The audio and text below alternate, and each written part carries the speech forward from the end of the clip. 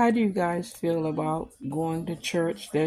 I'm just there's a debate of a lot of people going to church and people that don't go to church.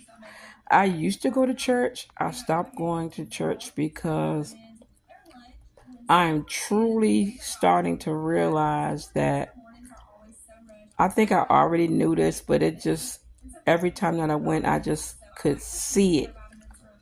Um, when what made me stop going was um, just knowing that I have to.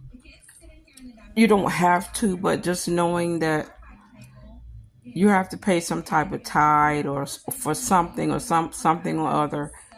A tithe for this. There's a tithe for that. Can you pay? Can you donate to this and that? Et cetera, et cetera. And then when you go to the church and you ask for help for food or whatever the case may be, they're like, "Oh no, we can't help you because you haven't joined the church. You're not joined." And they'll ask you, "Well, do you have a number?" And you need some type of number so that they can put in so they'll know, okay, yeah, you're at the church, you're doing this, you're doing that, you're contributing to the church. But why can't you help people without them having a number? Why can't you help people without them having to have be joined to the church? Um,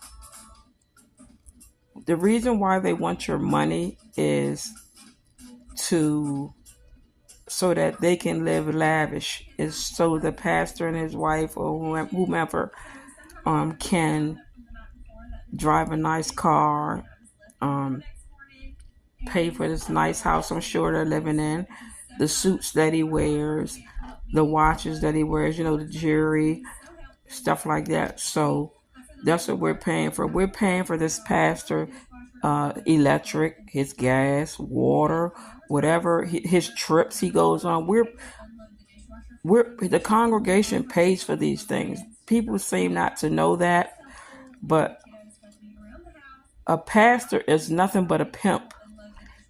They pimp out the whole church. You're sitting in there while your pimp's up front talking about God or whatever the case may be, and you're listening. And next thing you know, okay, it's time to give. And the crazy part about it now, they're taking credit cards. You can bring your credit card up front and swipe it, and they got all kind of ways to get your money now. There's no excuse.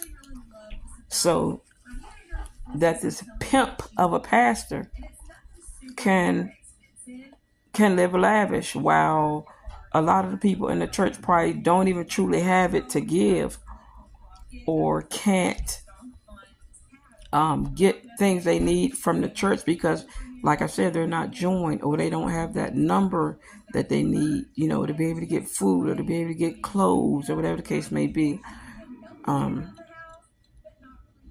Even when they do like the little things where they give out baskets, they want your name and this and that and the other. And I believe a lot of it is because they want to see, that's a way of keeping track to see if you're donating or giving anything to the church. Because the more you give, your name they got your name running through that church, believe me. So they know who's giving out the most, money or whatever the case may be.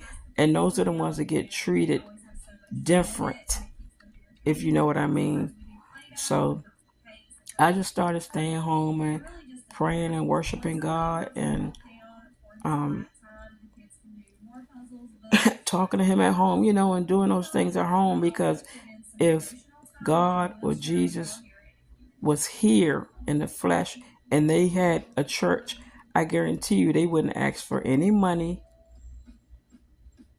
You wouldn't need a number to get food.